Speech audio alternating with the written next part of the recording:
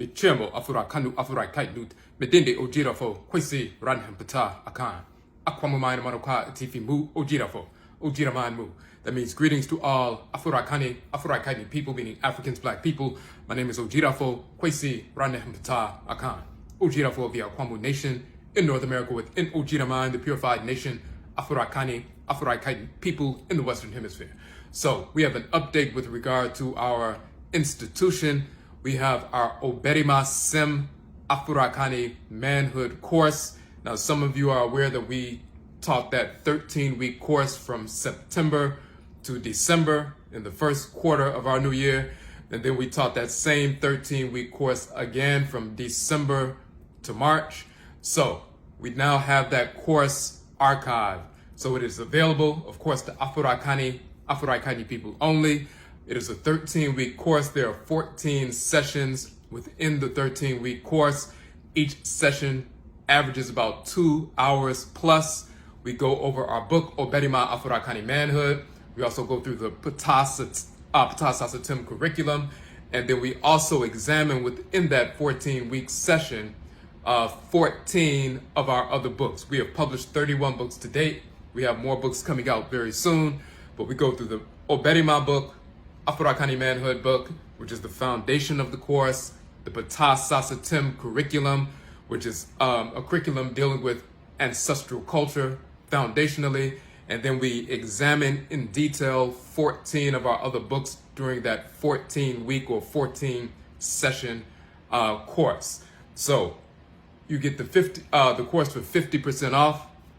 Originally, the 13-week course, 13 weeks is 91 days. So we had, the course was $91 for 91 days. All of the 16 books, the Manhood book, the Passcodes curriculum, and the other 14 books, the ebook versions are free downloads from our website. So you paid for the course, but you also, had access to the 16 free ebook downloads. Now that we have the archive course, as we always do with all of our other courses as well, we have 24 other courses as well on our website, but the archive version is 50% off the live course. So the archive version of the OBARIMASEM course, this 13-week course with 14 sessions, is $44. You still have access to all 16 of the ebook versions, which are free ebook downloads and so forth.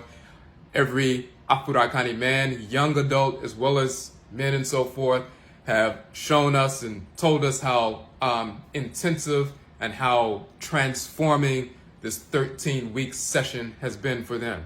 Every Afurakani male, becoming man, young adult, as well as older men and so forth, need to have a copy of our OBARIMA Afurakani Manhood book.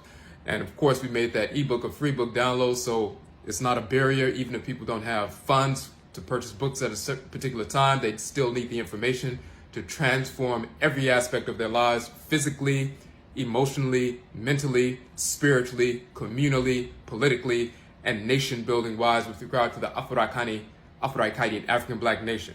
So go to our website, the OBARIMA page on our website. You can also go to the Akongwaswia page on our website, access the course. If you have any questions, of course, hit us up. And once again, Yerase, we thank you for supporting the work. And Yebeshia Bio, we will meet again.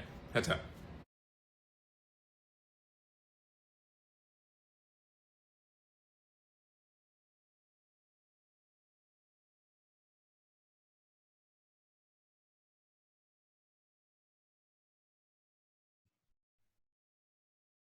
So as we talk about recognize the divine order of creation, the balance of male and female, first principle value of manhood. And we're going to go past the introduction. Now, we said that recognizing the divine order of creation, the balance of male and female, all of that proceeds from the foundational relationship of the Great Mother and Great Father, Supreme Being, which is Amunet and Amen.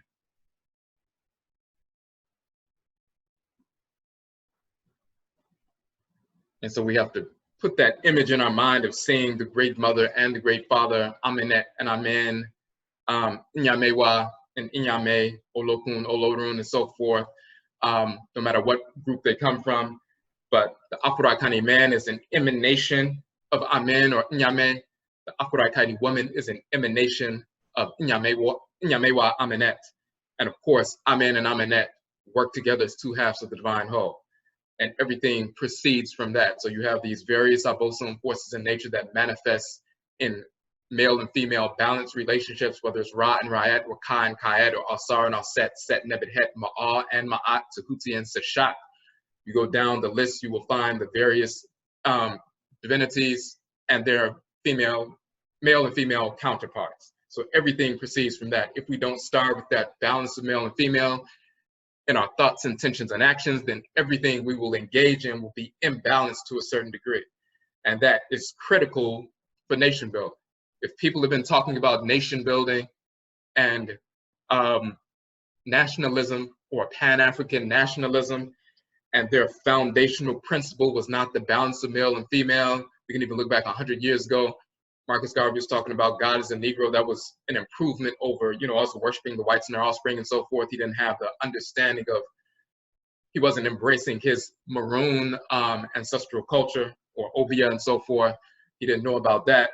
He was still involved in Christianity. He was trying to blacken it up to a certain extent, but still, imagine if instead of saying, and there were people practicing ancestral religion at the time. There were people in Jamaica as well as in North America who were practicing hoodoo and voodoo and juju and wanga and so forth. And we understood the great mother and great father supreme being, the mother, father, supreme being, the great mother and great father spirit and so forth.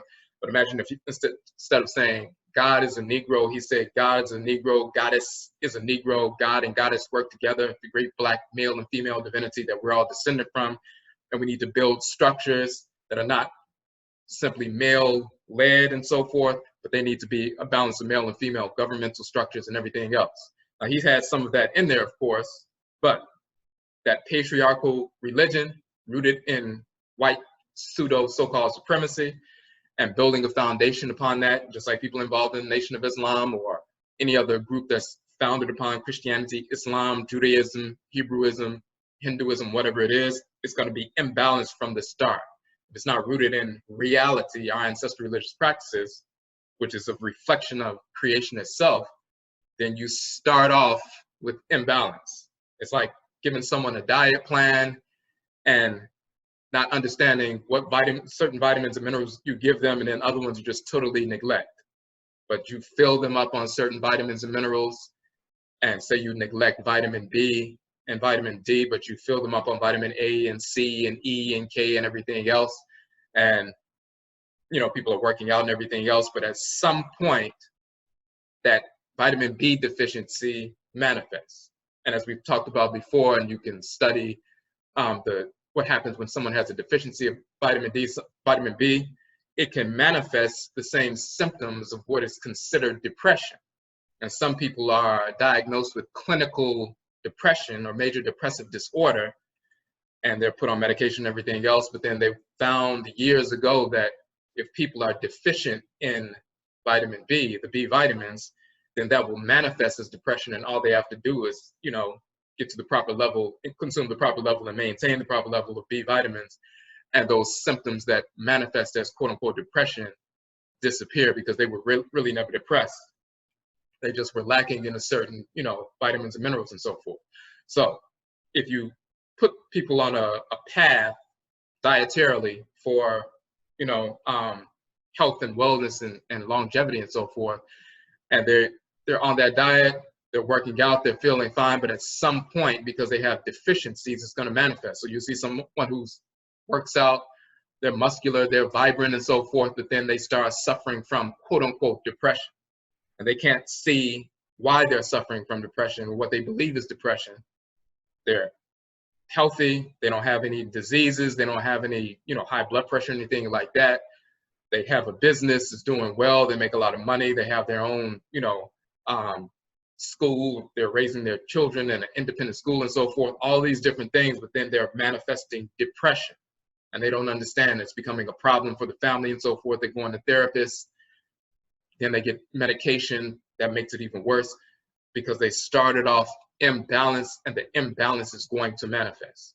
When we look at the various movements that we've generated in this country over the past 100+ years, those that are rooted in Christianity, Islam, Judaism, secular nationalism, atheism and so forth, socialism, all these theories, social theories and pseudo-religious practices coming from the white snarl spring, you start off imbalanced.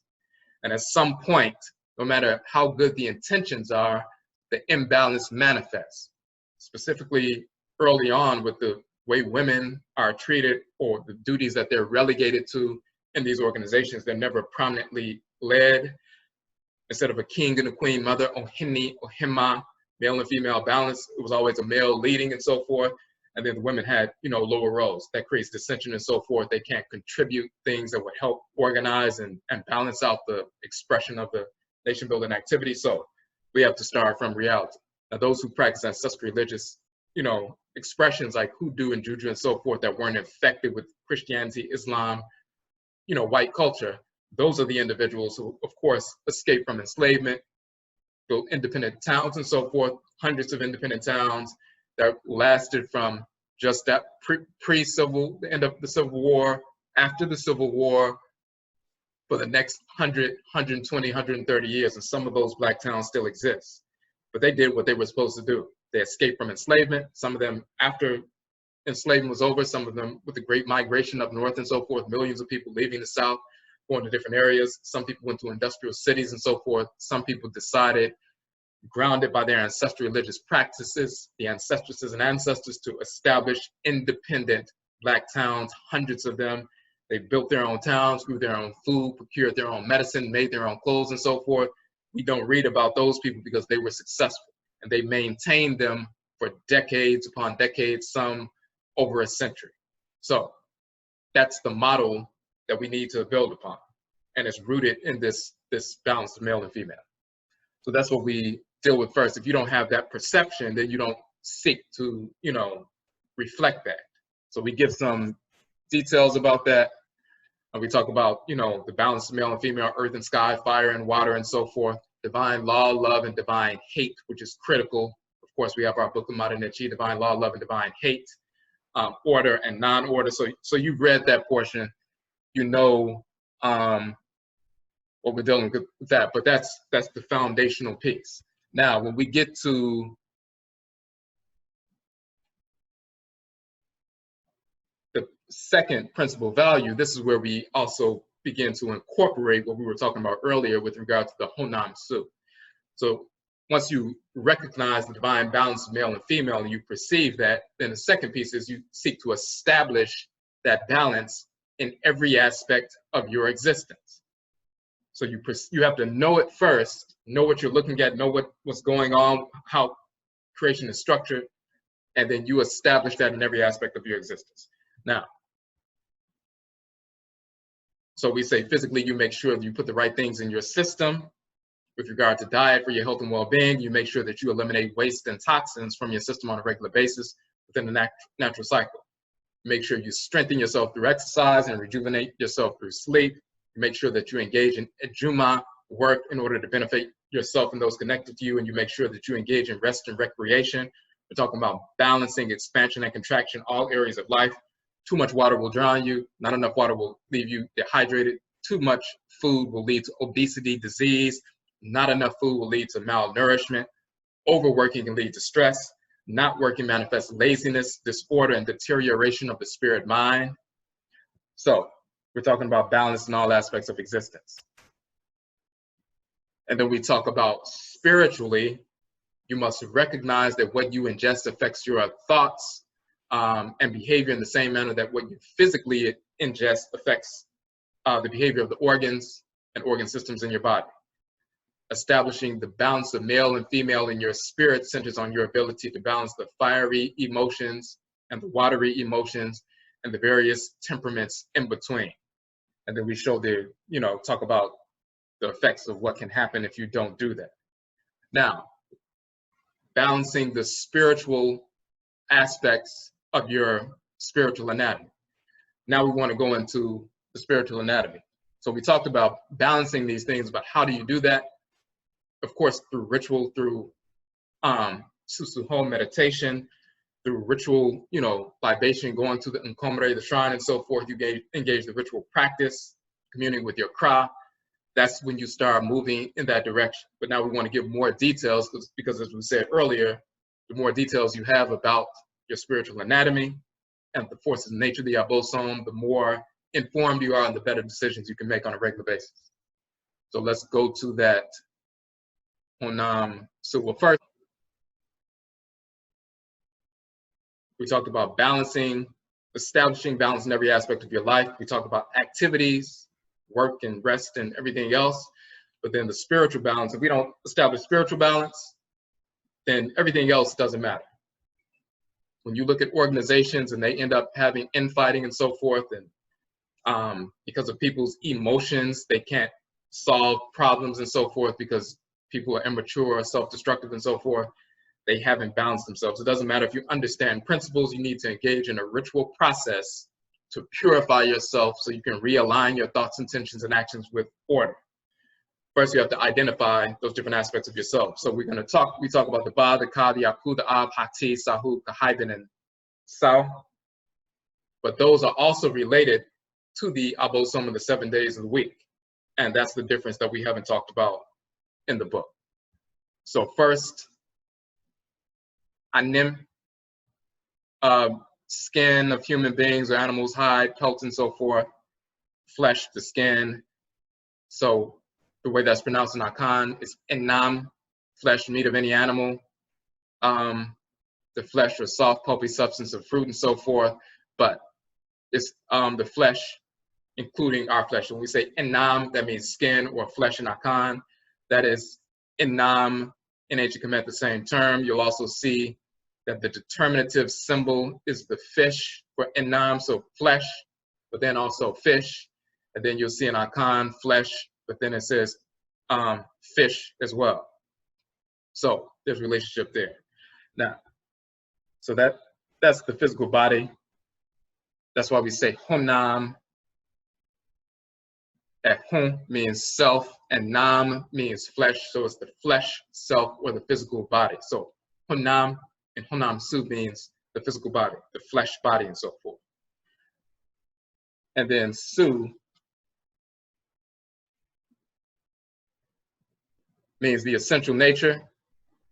So it's talking about the nature, the spiritual anatomy. So we're talking about instead of the physical, just the physical body, we're talking about the spiritual anatomy, the spiritual body, and the full spiritual anatomy.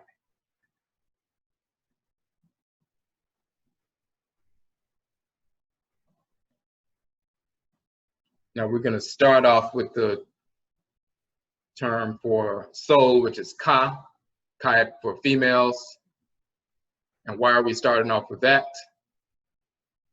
If you go to the Akradeen Bosom link,